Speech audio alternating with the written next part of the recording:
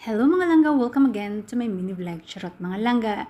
Look at that! This is my homemade yummy cheesecake.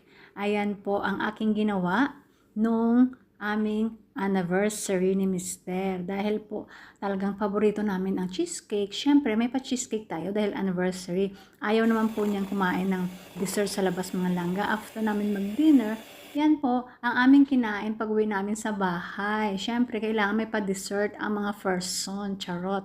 And madali lang po gawin to mga langga. Meron ako dyan mga video sa reels ko kung gusto nyo makita. Matagal-tagal na rin hindi ako nakagawa nito. Dahil request ni Mister at pareho namin paborito, ito na nga po.